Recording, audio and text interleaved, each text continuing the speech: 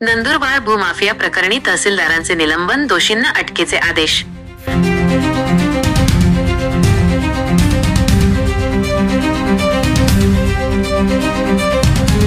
नंदुरबारमधील गाजलेल्या जमीन घोटाळा प्रकरणात माजी आदिवासी विकास मंत्री आणि भाजप आमदार डॉक्टर विजयकुमार गावित यांनी विधानसभेत लक्षवेधी मांडत भूमाफियांना दणका दिला आहे।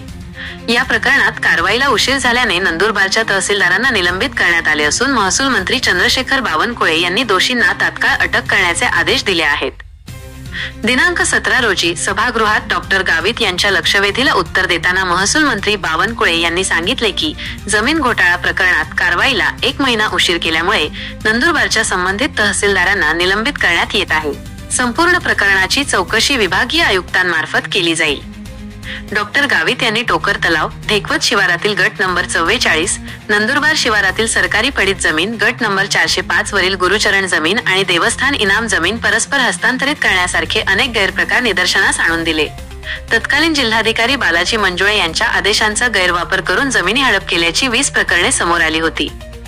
महसूल मंत्र्यांनी मंडळ अधिकारी पठाण यांच्याकडील अवैध नोंदी आणि तत्कालीन जिल्हाधिकारी बालाजी मंजुळे यांचे वादग्रस्त महसुली आदेश या संदर्भात जे दोषी आढळतील त्या सर्वांना तात्काळ अटक करण्याचे आदेश नंदुरबार जिल्हा पोलीस अधीक्षकांना दिले आहेत।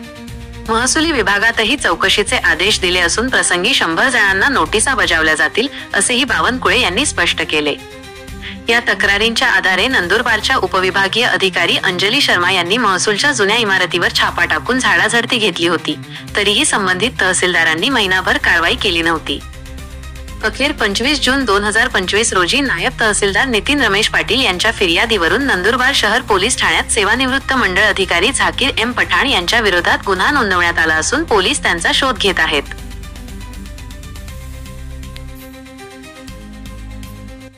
लक्षवेधी क्रमांक 8। लक्षवेधी क्रमांक 8। अध्यक्ष महोदय, वितरित केल्याप्रमाणे अध्यक्ष महोदय, नंदुरबार येथील सेवानिवृत्त मंडल अधिकारी हे 2022 मध्ये रिटायर्ड झाले होते। ते रिटायर्ड झाल्यानंतर त्या ठिकाणी शासकीय इमारतीत अनधिकृतपणे त्याचा कागदपत्र हँडल करत होते आणि कारभार त्या ठिकाणी चालवत होते। हे सध्याचे सहाय्यक जिल्हाधिकारी आणि उपविभागीय अधिकारी नंदुरबार यांच्या लक्षात आल्यानंतर त्यांनी 25/6/25 त्या ठिकाणी धाड टाकली आणि तिथून कागदपत्र हस्तगत केली। त्या कागदपत्रात हस्तगत केली त्यावेळेला त्या ठिकाणी असं निदर्शनास आलं, अनधिकृत कागदपत्र त्या ठिकाणी आढळून आली। काही तत्कालीन श्री बालाजी मंजुळे माजी जिल्हाधिकारी यांच्या सह्या असलेले नसलेले वादविवाद कागदपत्र त्या ठिकाणी आढळून आले। इतकंच नव्हे तर विवादास्पद आदेशाच्या प्रती सुद्धा त्यांना त्या ठिकाणी सह्या असलेले आणि नसलेले पण कागदपत्र त्या ठिकाणी आढळले। एकंदरीत त्याने पोलीस ठाण्यामध्ये गुन्हा दाखल केला 25/6/25 त्यावेळेला त्यांनी त्याच्यात असं म्हटलं आहे की महसूल विभागाने पंचनाम्यामध्ये नमूद नसलेले, नजर चुकीने राहून गेलेले 2 पांढऱ्या कापडातील गाठोडे यामध्ये संशयित कुळ कायदा प्रकरणे व कोरे 7/12 इत्यादी कागदपत्र आहेत।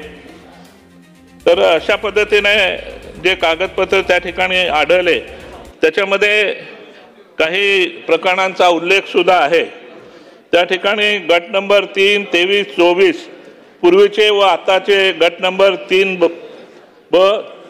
34/2/1 मौजे टोकर तला येथील जमिनीच्या बाबतीमध्ये आहे। ही जमीन कामगारांसाठी इनाम म्हणून दिलेली जमीन होती। ते अनऑथराइजपणे दुसऱ्याच्या नावावर करण्यात आली। त्याचबरोबर दुसरं प्रकरण मौजे ढेकवत शिवारातील गट नंबर 44 ही जमीन कुकायद्याखाली होती।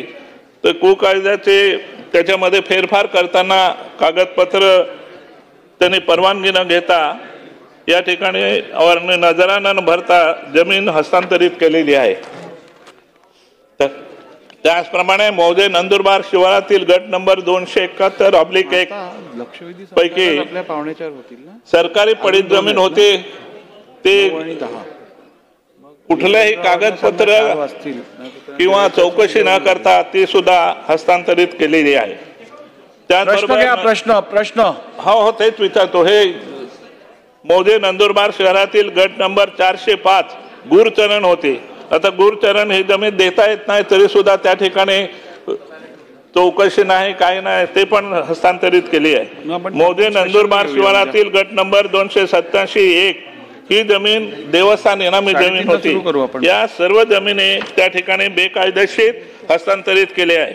एवढेच नाही तर त्या ठिकाणी इनामी जमीन असेल, आदिवासींची जमीन असेल, गुरचरण असेल. गावित साहेब एकच मिनिट. 3:21 झाली आहेत.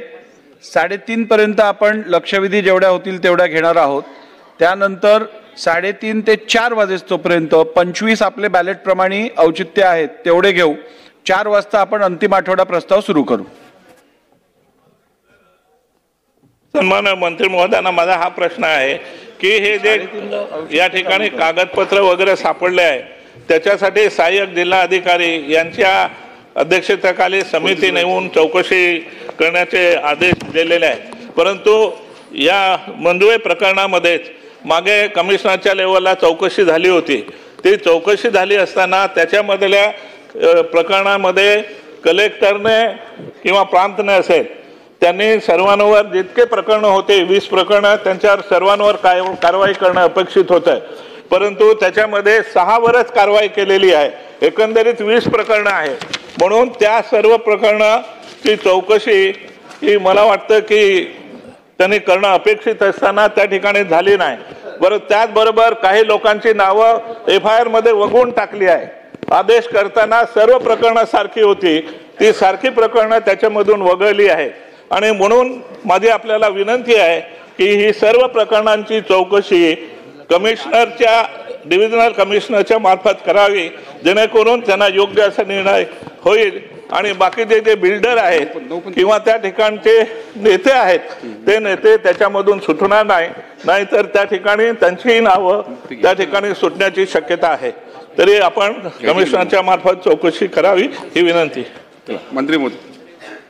अन्य अध्यक्ष महोदय, मी डॉक्टर विजयकुमार गावितजी यांचं खरं तर अभिनंदन करायला पाहिजे की त्यांनी एक मोठा विषय म्हणजे आमच्या सेवानिवृत्त मंडळ अधिकाऱ्यांनी JDM पठाणनी जे 31/8/2023 रिटायर्ड झाले जे मंडळ अधिकारी होते यांनी एक पॅरलल करायला चालू केलं आणि आमच्या तहसीलदारच्या निवासस्थानी चालू केलं.